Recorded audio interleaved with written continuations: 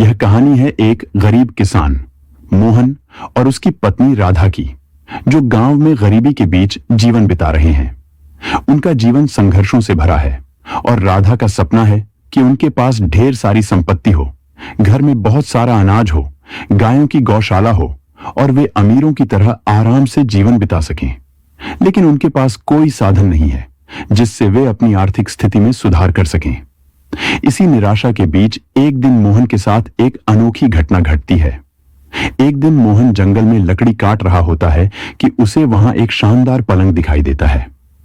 उसे हैरानी होती है कि इस घने जंगल में ऐसा सुंदर पलंग कौन छोड़कर चला गया। वह चारों ओर देखता है लेकिन कोई दिखाई नहीं देता। मोहन इस सोच में पड़ जाता है कि यदि यह पलंग अपने घर ले आए तो शायद राधा खुश हो जाएगी और उनके सपनों में थोड़ी सी मिठास घुल जाएगी। बिना अधिक विचार किए वह उस पलंग को उठाकर घर ले आता है और राधा को खुशखबरी सुनाता है। राधा पलंग देखकर खुश तो होती है, लेकिन वह मन ही मन सोचती है कि एक पलंग से उनकी समस्याएं कैसे हल होंगी। उस रात दोनों उसी पलंग पर सोते हैं और पहली बार उनकी नींद में सपनों का आगमन होता है।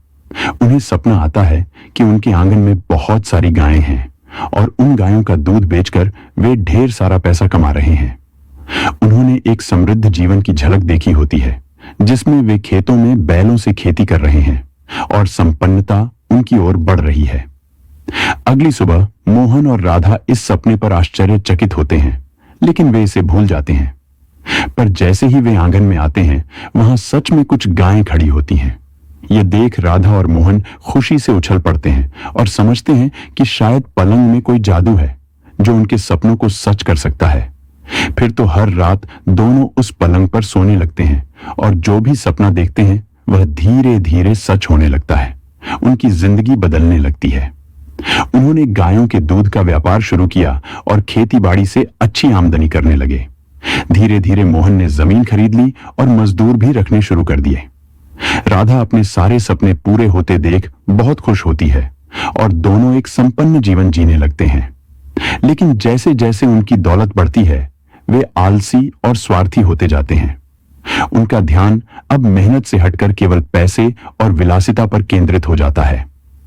एक दिन मोहन ने सोचा कि अब वह अन्य गांव वालों से काम करवाएगा और खुद आराम से रहेगा।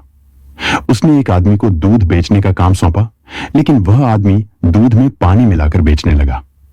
जब गांव वालों को इस धोखाधड़ी का पता चला तो उन्होंने मोहन को खूब खरी खोटी सुनाई और मोहन का दूध का व्यापार बंद हो गया। इस घटना के बाद मोहन और राधा फिर से पलंग पर सोते हैं, लेकिन इस बार उनका सपना बेहद डरावना होता है। उन्हें दिखाई देता है कि उनकी सारी संपत्ति किसी बाढ़ में बह गई है, उनकी जमीनें नष्ट हो गई हैं और वे फिर से उसी गरीबी की हालत में पहुंच गए हैं।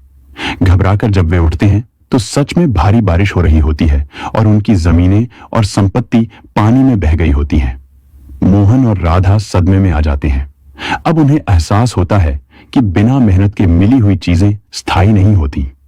वे समझते हैं कि उनकी असली खुशी मेहनत से कमाए गए 2 वक्त के खाने में ही थी। अंत में वे निर्णय करते हैं कि इस जादुई पलंग को जंगल में छोड़ आएंगे, ताकि उनके जीवन में फिर से किसी तरह की लालसा या झूठे सपनों का हस्तक्षेप न हो। वे अब सादा जीवन जीने का प्रण लेते हैं और संतोष के साथ अपने पुराने जीवन में लौट आते हैं। इस कहानी का संदेश यही है कि मेहनत और संतोष ही सच्चा सुख देते हैं। बिना मेहनत के मिले सुख और सपनों की दुनिया अस्थायी होती है और अंततः विनाश का कारण बनती है।